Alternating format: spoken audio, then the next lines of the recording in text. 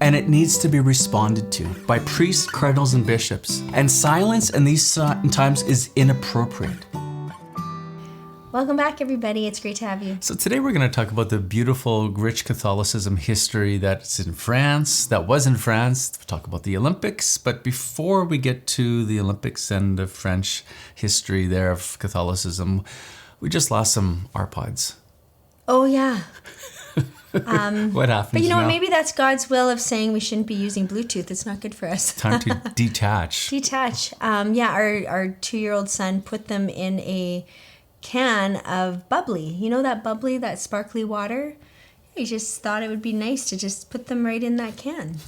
So that's right before we come to you, by the way. So coming down from that, coming to you with this. Janelle, do you want to go first? Sure. So just to give a little bit of background history, back in the 17th century, France was known as an incredibly beautiful Catholic country. It actually has the title of the church's eldest daughter because it is said that Joseph of Arimathea and even the Apostle Philip were some of the very first to go and bring Christianity to France. So Christianity's actually been in France for many, many, many years. And I just feel so blessed that here in Canada, we have been, really the product of a lot of what France has put forth in Catholicism, because a lot of those saints came over to Canada to bring us the faith. Mm-hmm. You think of the Canadian martyrs, or you think of even Marie de l'Incarnation. She was the Ursuline foundress, or even Saint Margaret Bourgeois, or Monseigneur de Laval. All these like really big name saints here in Canada all came and originated from France. Mm-hmm. And then you have a good memory, by the way. That's great. And then things changed, right? And then things changed. And then in 1789 was the onset of the French Revolution, and Christianity was suppressed. So a lot of these saints and religious were either persecuted or had to go in hiding. It was even said, I was reading about Saint Marie Riviere. She's the foundress of the Sisters of the Presentation. We have some of their sisters here in Saskatoon. She was doing secret services during the French Revolution because Catholicism was illegal. Really? Mm-hmm. And so then we had the French Revolution happening, and then something happened in Italy that I think is really relevant to what has just happened in our lives that we'll share with you. Right, this is really beautiful. So in Italy, at the time of the French Revolution, upon hearing how all these Catholics were being persecuted and there was so much blasphemy and desecration, disrespect towards things that are holy, he felt that it was time to make reparation. And, we've heard the word reparation. Even, Our Lady of Fatima speaks about making reparation for the offenses committed against God. And so it's a really wonderful spiritual practice as Catholics to do, even now in our day. And anyhow, Father Luigi Felici, at the time of the French Revolution, created a beautiful prayer that is now used very, very frequently within the church. Yeah, maybe you've heard of it. It starts off like this. Blessed be God. Blessed be his holy name. Blessed be Jesus Christ, true God and true man. What we have from him is the divine praises. What is key in our sharing with you this is that this was written in reparation for sin that was happening in France through the French Revolution. Can you connect the dots now? Because what did we just see in the Olympic ceremonies in the opening part there? There was a great sin of blasphemy, mockery of the Holy Eucharist. And I know that I'm sure you're aware of it. So something that happened in our lives this past Sunday, Janelle? Mm-hmm. So this Sunday we attended Mass, and our parish priest, again, is my brother-in-law, Father Dan, and he shared a beautiful homily. And actually, he's kind of the inspiration for today's video because he shared with us the history of France and this Father Luigi Felici and the prayer of Divine Praises. Divine Praises. Sorry, just forgot the name. And so he asked us all to make an act of reparation.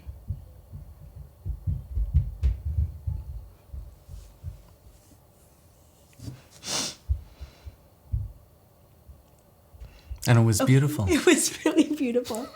Yeah. Okay, so anyhow, I'll get through this. So he asked us to have a moment of adoration and benediction where we said the divine praises in reparation. In reparation for what was seen and shown and done at the opening ceremonies at the Olympics in France. And also in reparation for all the offenses committed against the Holy Eucharist in our times. And so it was a beautiful way to end Mass.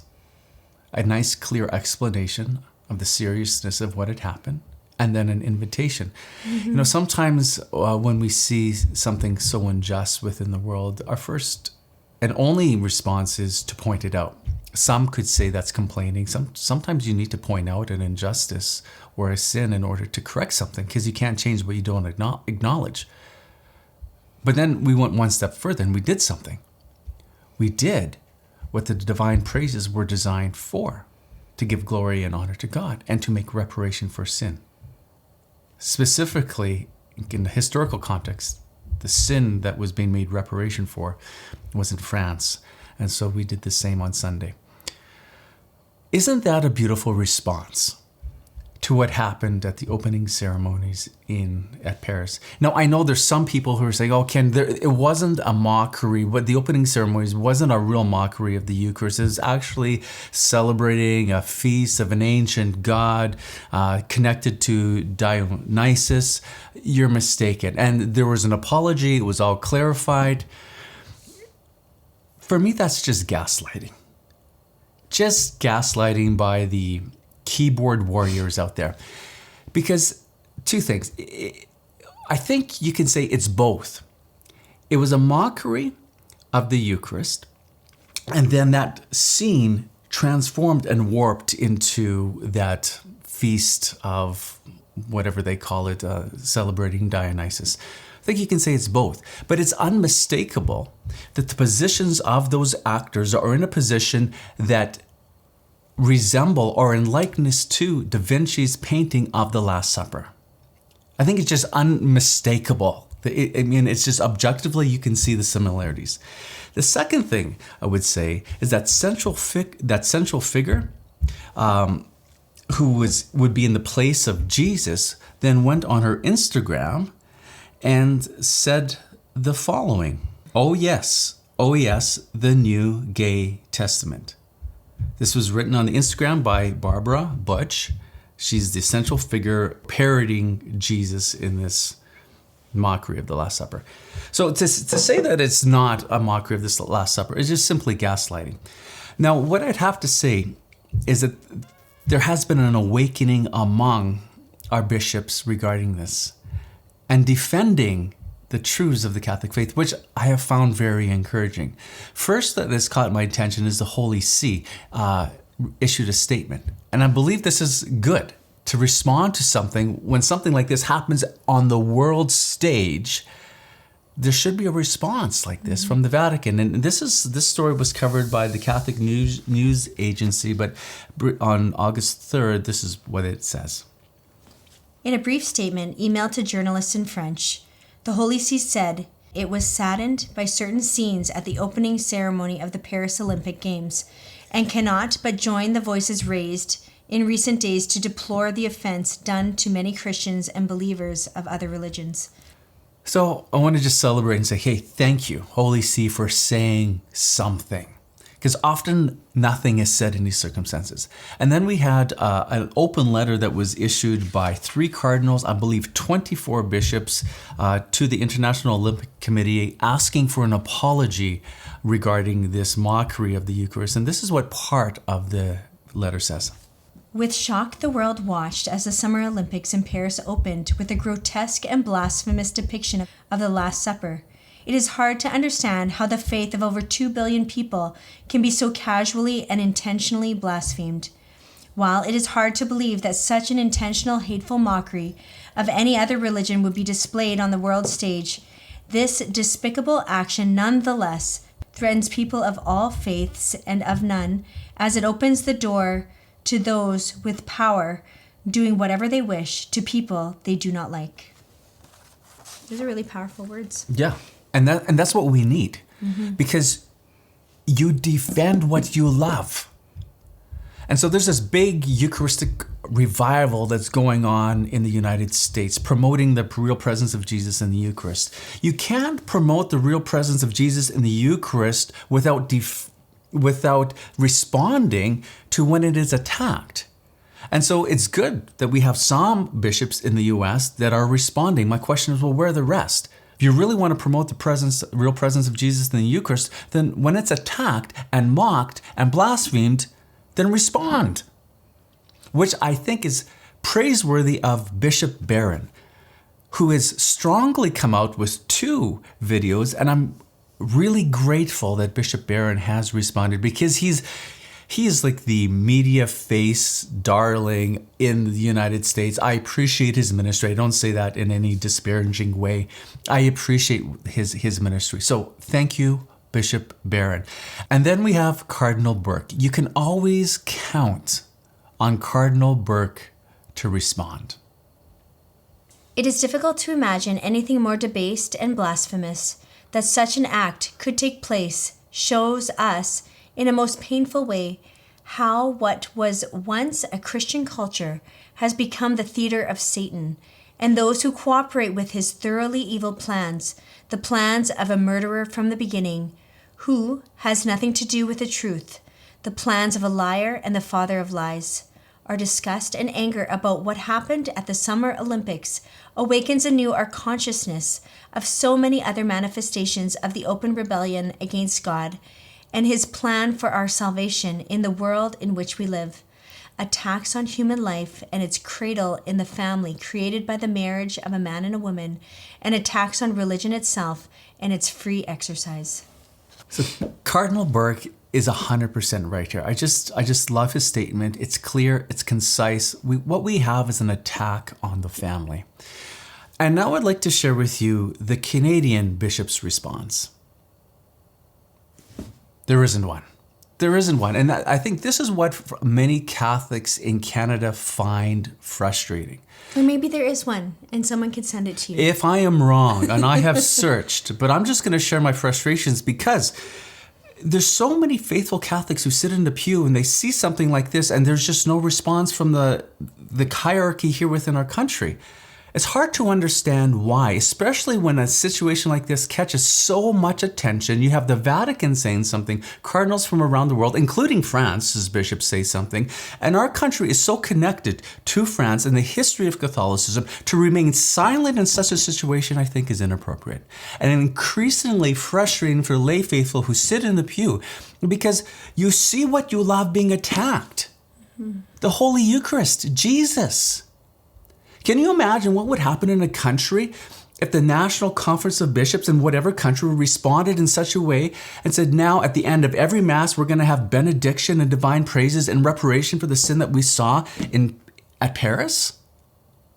In fact, I think this is an appropriate response, because the mockery happened at an international level. So it's appropriate to respond at a national level to say, hey, this is first and foremost an offense against God.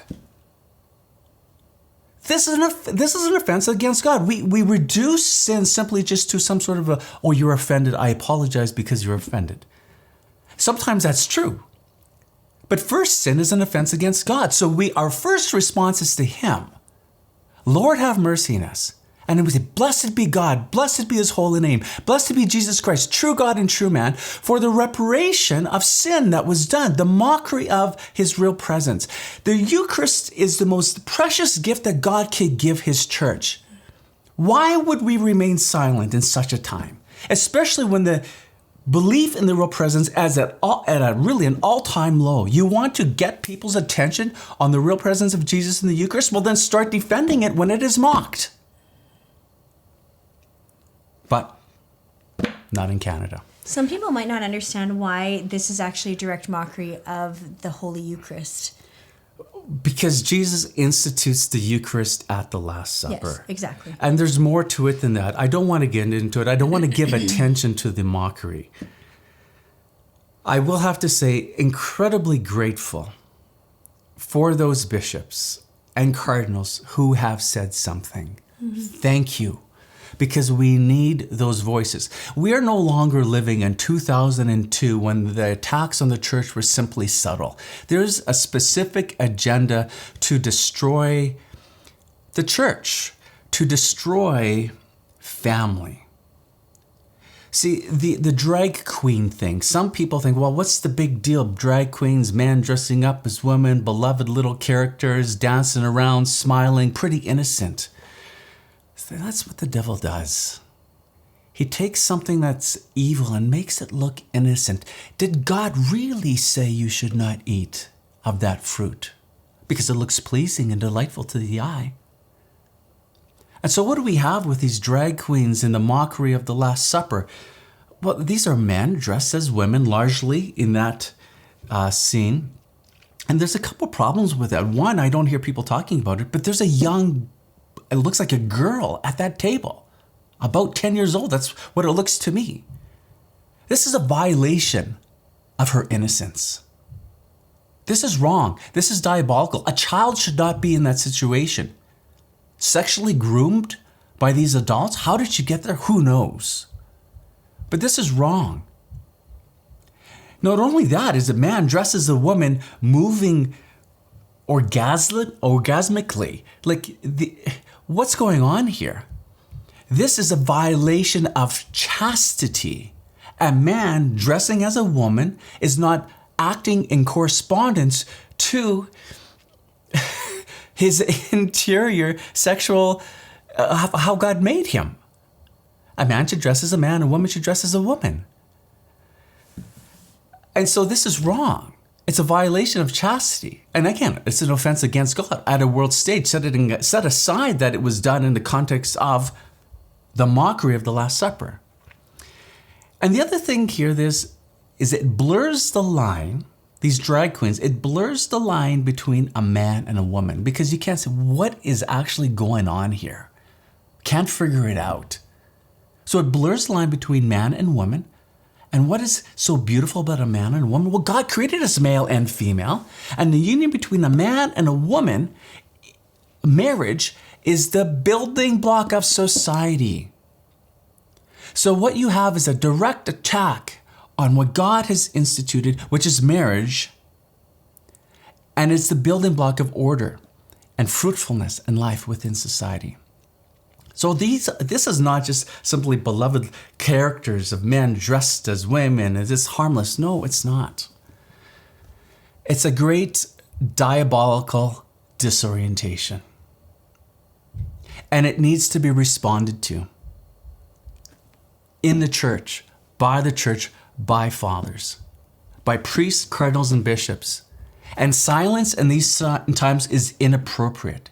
It's a failure of fatherhood to be silent. And this is just not the first time something like this has happened. I mean, I could go back to COVID as an example. But we need to have our fathers, our spiritual fathers, speak clearly, concisely, and with charity. Because honestly, the people in the pew are longing for fatherhood. They're longing for that.